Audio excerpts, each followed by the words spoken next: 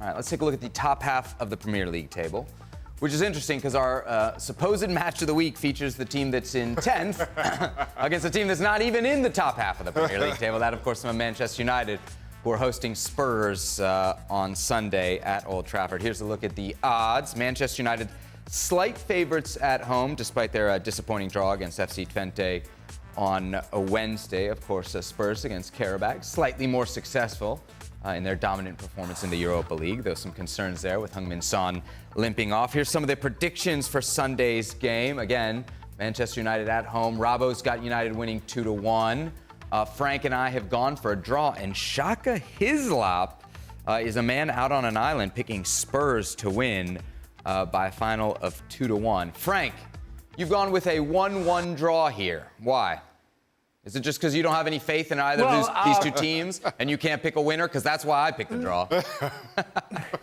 That's mostly what it is. It's true because, as you said, in the rank, one is 10 and the other one is 11th, and that's hard to find, any satisfaction from those two clubs. I saw Manchester United playing against Twente in midweek, and that wasn't appalling, but we weren't that far away from that. So there are some absences. It's not Manchester United that I've known and I've played against, and the spirit of the club is not there anymore, and it's been a while like that. And what I see on the field is not what I want to see, and there is no optimism whatsoever from me to see Manchester United getting better very soon. For Tottenham, we don't know what to expect. We saw a big change of plans and tactics from Postecoglou last season, and it worked pretty well, even if at some point they struggle. But there are some ups and downs, and it's also very hard to predict anything coming good from them because you don't know what the kind of mood they're going to be in. So it's why I go for a draw, because it's only fair for those two clubs, because being sure that one of those can win, good luck Robbo, good luck Shaka, I cannot choose. Robbo, you've picked Manchester United. I wonder why, and what do you think will happen with Marcus Rashford? Because obviously he didn't get the start last week in the scoreless draw against Crystal Palace. Well, I saw both teams play last week, Manchester United at Crystal Palace, and actually played quite well. They dominated the game. They created lots of chances. They should have scored and should have won the game. And it was quite a good performance. And I like what I was seeing in terms of their build-up play. They created chances. Bruno Fernandes should have scored. The one area that I still think they've got a problem, and that's where Rashford might come in. He might come in and play at centre-forward. Zirkzee, I still don't think can link up the play particularly well. He's not quite good enough to play in a top-level side in the Premier League. So maybe Rashford comes into that team. Or Garnacho plays up front and Rashford goes into the wide areas.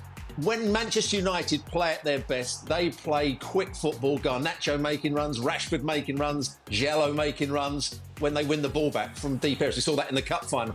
And the way that Spurs play, a very high line, they like to dominate possession and they leave themselves slightly exposed. That's why I think Manchester United could win the game, because they'll have people running in behind, the likes of Romero. Udogie will be high up the field at times. Porro will be high up the field at the times. The only one that saves their high offside line for Spurs is Van der Ven, who's very, very quick.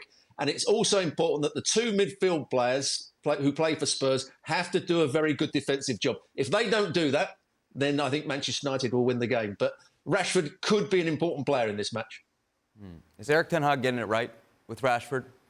I'm not sure he's getting a lot right, I'll be honest with you. My concern with Manchester United is Erik ten Hag, and I just start to wonder, again, after criticising the team with post that the Twente draw and certainly the effort of them, I'm just becoming more and more convinced that he's lost his dressing room.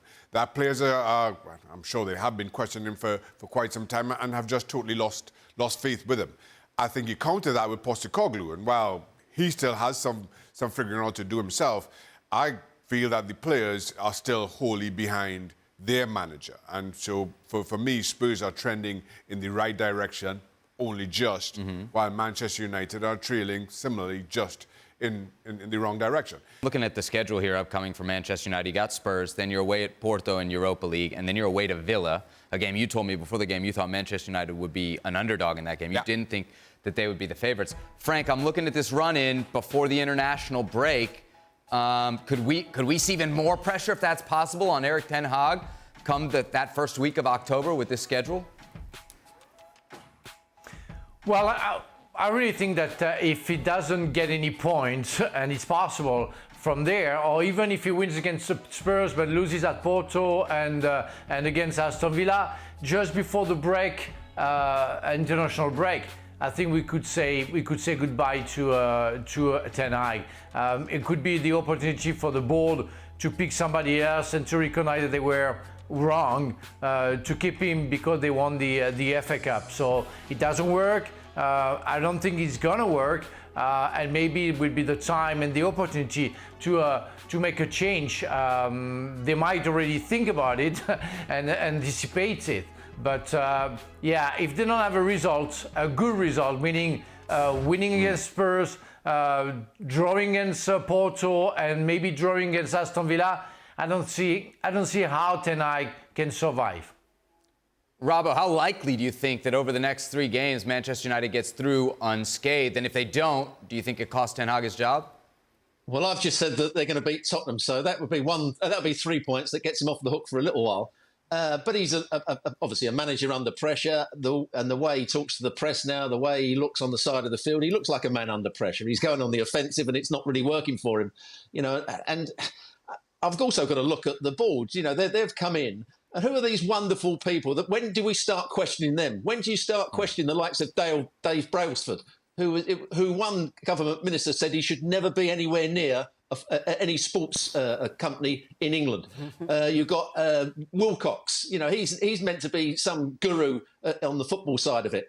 When are you going to start challenging those sort of people? These people get jobs and they can hire and fire managers and do whatever they want to do and get away with maybe not doing a particularly good job. We've got to start looking at those sort of people and start criticising them as well. Man, pressure on both teams here, Manchester United and Tottenham. Robbo's sacking everybody. I know, right? As they get